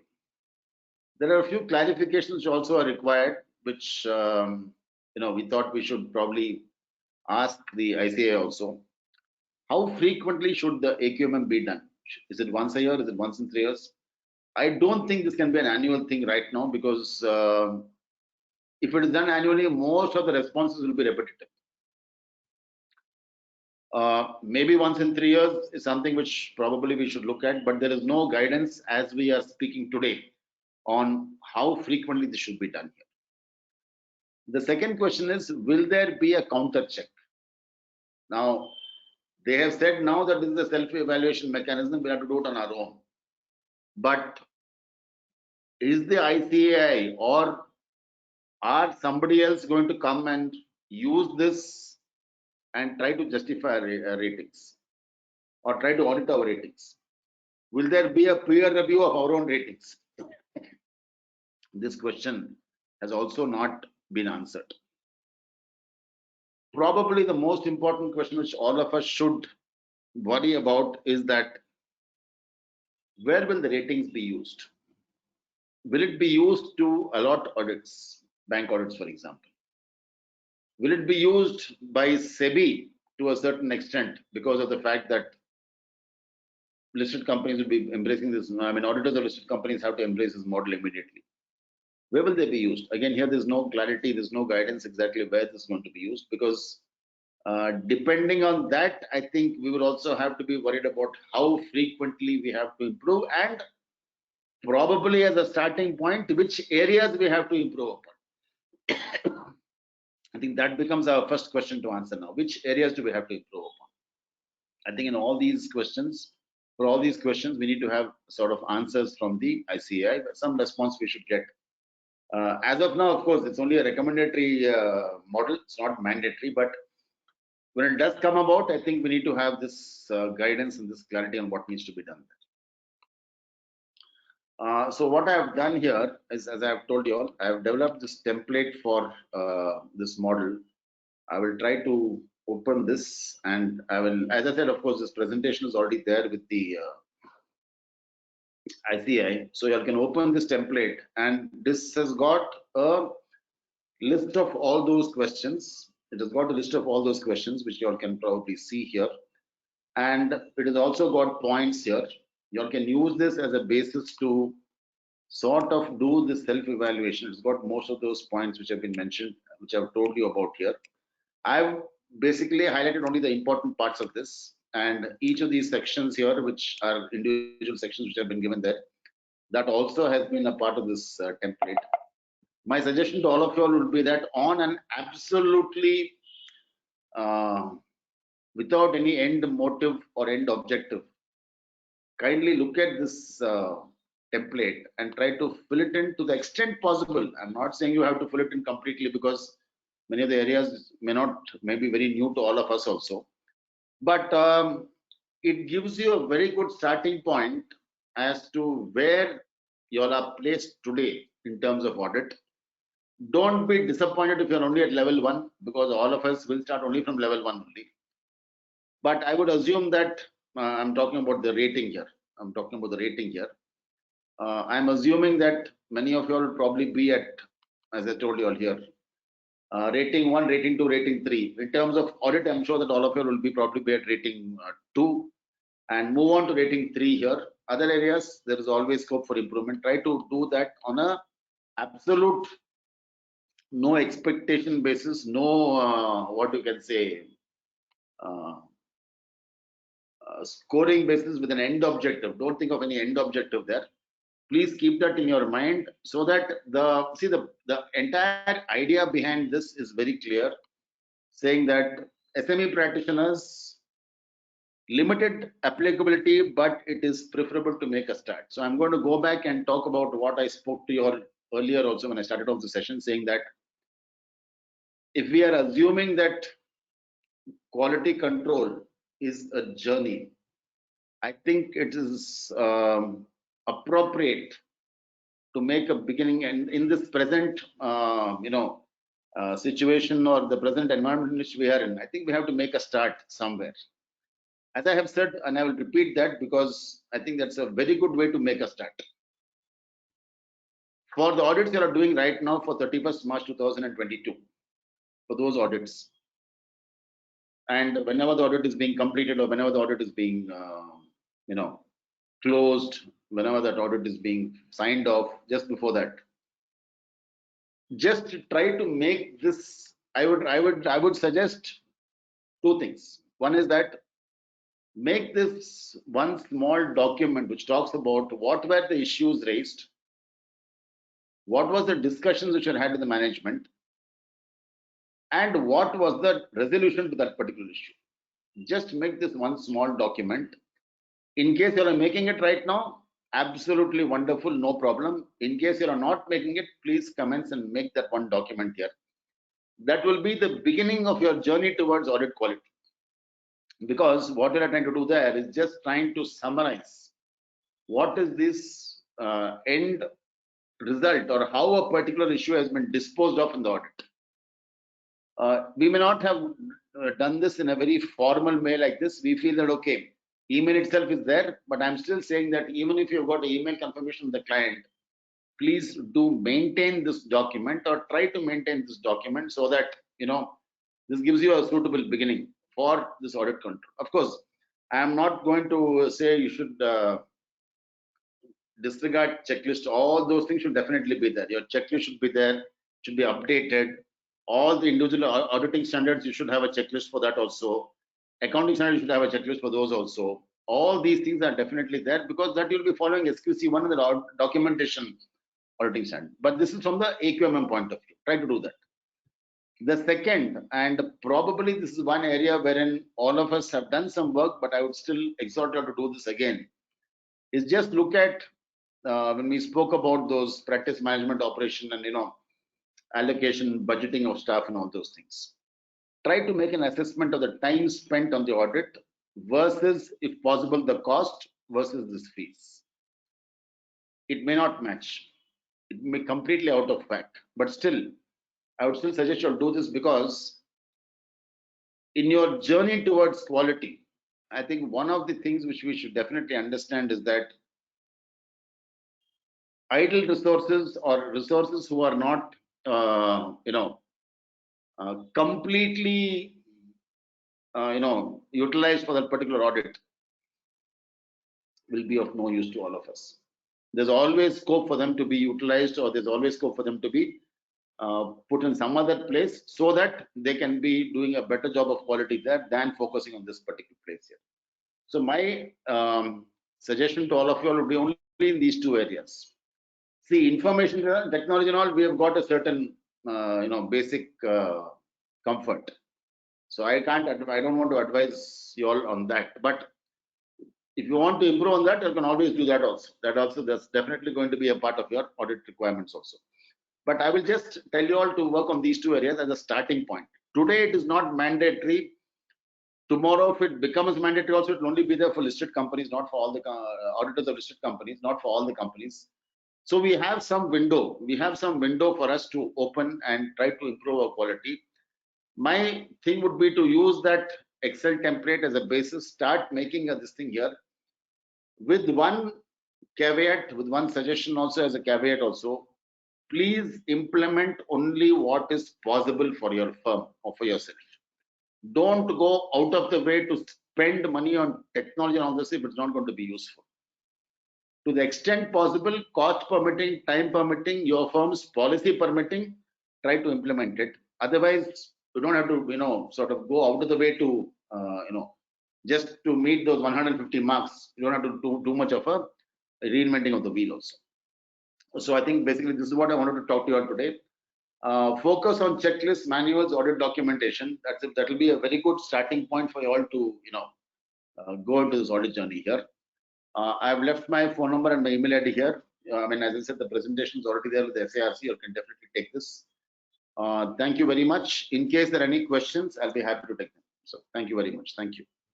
Sir Selva, thank you, sir. Over to you, sir. I don't think there are any questions, Ella.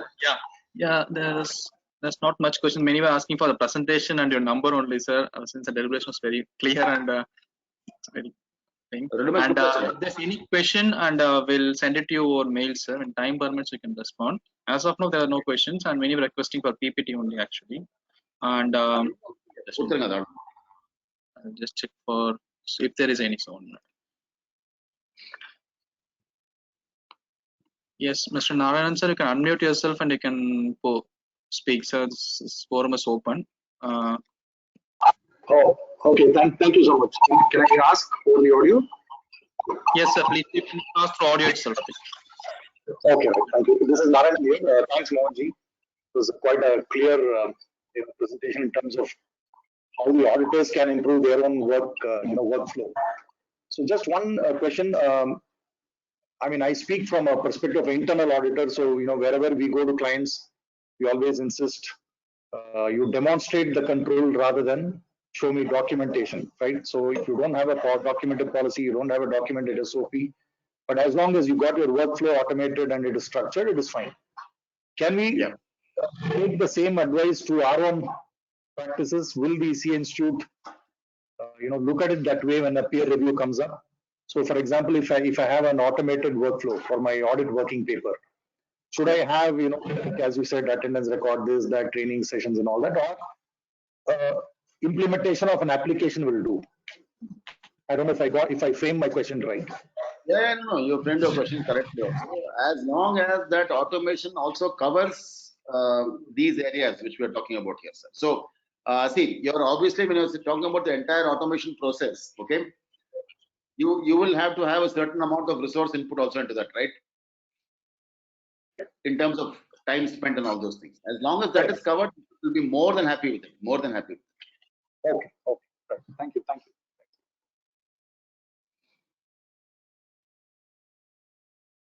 Remember, if there is any other question, you can post, or else we'll wind up the session. So we'll wait for 1 more minute, sir. Or it will no problem. No problem. We'll wait. Any request? I already uploaded the PPT in the handouts option, so they can download it from there itself. If at all it's not downloadable or something, we'll send it along with the recordings to all registered participants or mail in 2 or 3 days time once it is uploaded in our cloud system. And PPT will be sent to all registered participants or mail. So, where do we access that section? Sorry, sir. This will be uploaded in the SIRC YouTube channel in a week time, sir. Actually, post completion. The SIRC YouTube channel will be uploaded, and it will be uploaded in our website also. Thank you. Seems there's not much questions here, sir. So thank you so much for your time spent, yes, Mohan, sir. As always, your continuous support to SIRC on many subjects and topics. And on behalf of SIRC Chairman, Secretary, and Office Bearer in the absence, thank you so much for your time, sir. We look forward to some other sessions. Yeah. Thank you, sir. Thank you. Close the session, sir. Thank you. Yeah, thanks, Mohan.